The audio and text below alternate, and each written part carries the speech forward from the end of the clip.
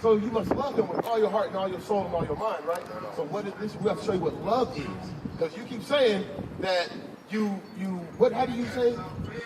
You just, your lifestyle. That's right. No, we're going to show you. 1 John chapter 5 and verse 3 is the love of God, that we keep his commandments.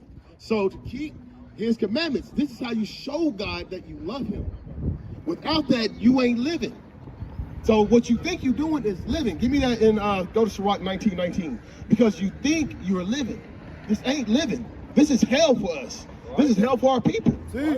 The only way to live is to keep the commandments. The Bible is the doctrine of life. And that's the only way you're going to start living. Sirach chapter 19 and verse 19. Bring it out. The knowledge of the commandments of the Lord is the doctrine of life. That's the doctrine of life. Because the Bible tells us that we are spiritually dead as a people. But in order for us to wake up and start to live, because like you said, you are aware you are Israelite.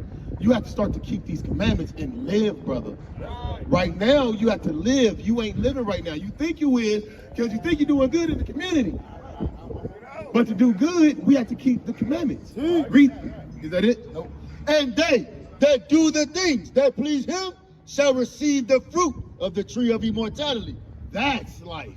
That immortality. But you have to keep his commandments to get that. He said, them that please him. How do you please God? Keeping the commandments. So that's it right there. So I'm gonna show you one quick commandment right now that you can be keeping right now. Right now. Go to Leviticus.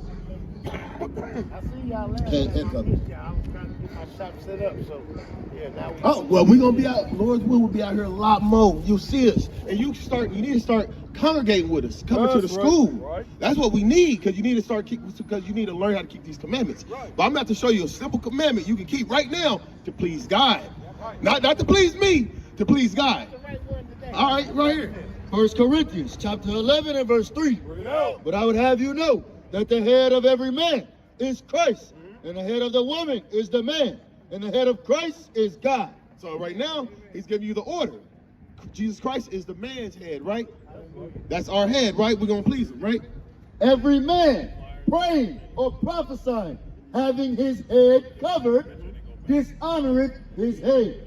So every man that prayeth or prophesying, prophecy is when the Bible's coming out and we're speaking the words of God, that's prophecy.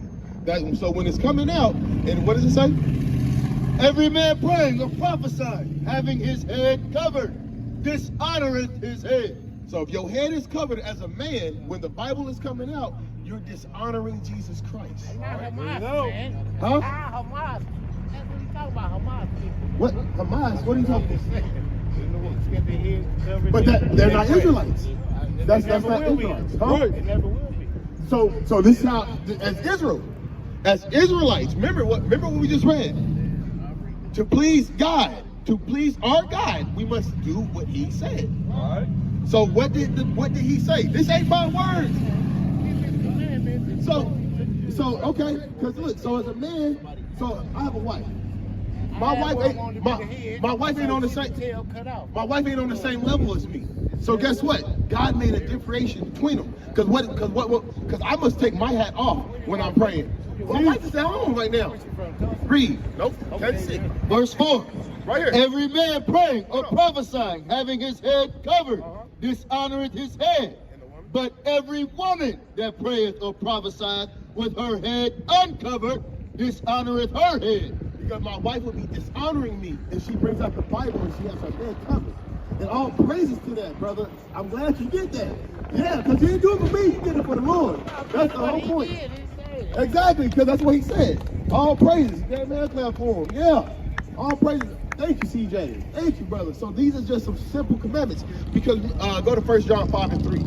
Because one thing that the Christian church teaches our people, they say that it is impossible to keep all the commandments. They say it's too hard. That's what they say, but that's a lie, that's a facade. Because God says his commandments aren't hard to do.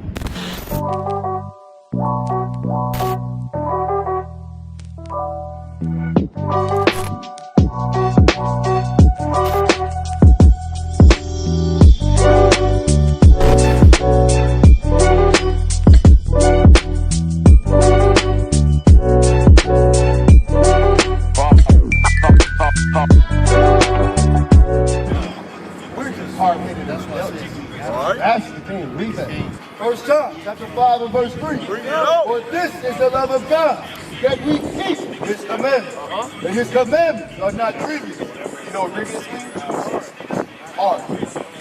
And so what did God just say his commandments are? He said that what? No, hold on. Listen carefully. For this is the love of God. It's the love of God. That we keep his commandments. And his commandments are not grievous. His commandments are not grievous. You said grievous means hard. So what is it that the Bible is telling us is true and what the world is telling us is a lie? But what are they saying? They're saying that God's laws are hard. They're not. He said they're not hard. It's not hard to keep his commandments. Like just now, was that hard?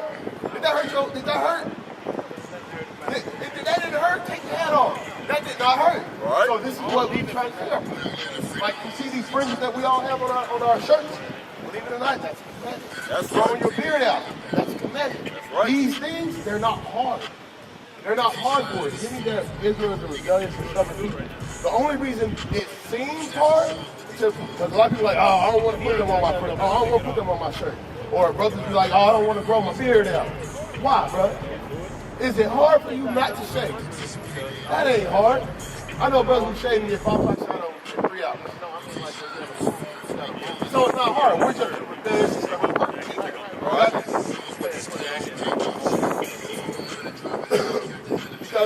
Because our people sit there and they want to justify breaking God's laws.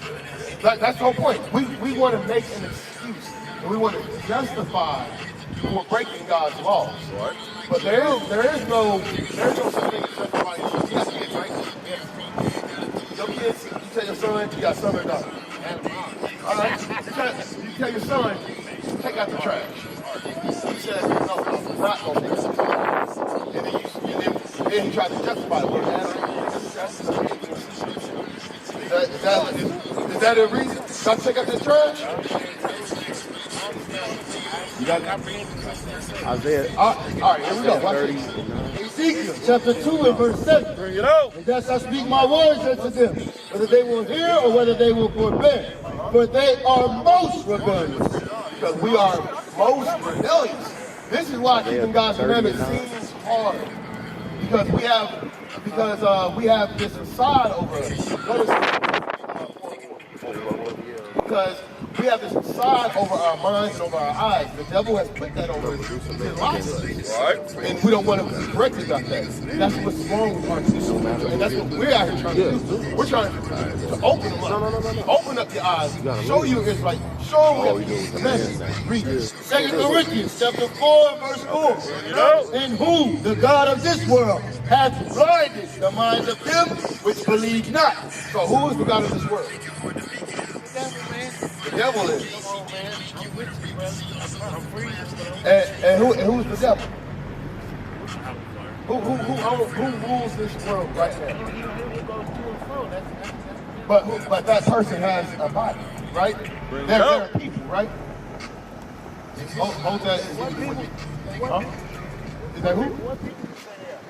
Let's see who the Bible says it is. Give me that in Job. Bring it out. The Bible tells us who the devil is. The Bible tells us who the wicked on the earth is. Right. So by going through these things, God plays chess. He's giving his children clues to wake up. Right. But we don't want to take these clues. Read. Job chapter 9 and verse 24. The earth is given unto the hand of the wicked. So who rules this earth right now? Who's that? Who's the rich? Who runs? Okay, let me give you this. Who do you pay your mortgage or rent? Yeah, okay, fine. Okay, let's use her. And what nationality is she? She's an Edomite. So she's a so-called white woman. Right. So she's the devil. That's what the Bible says. The wicked rules the world right now. Right. They own everything. You pay taxes to them. You pay your water bill to them. You pay your electricity bill to them. You buy your clothes from them, your food from them. They literally run the world. Show me. Go to hold that 2 Corinthians. Go to Deuteronomy 28. Because God said that's one of the punishments that we're going to go through. He said we're going to have to go through our enemies for everything. That's right. And he meant everything. So read. Deuteronomy chapter 28 and verse 48. Therefore shalt thou serve thine enemies, which the Lord shall send against thee, in hunger, and in thirst, and in nakedness, and in want of all things. And in want of all things. And who's going to give it to us? Our enemies. And our enemies are who? The wicked. Because the wicked run the world. What is a nation? Nation is family. Nation is community. Nation is men leading by example. Nation is women's support.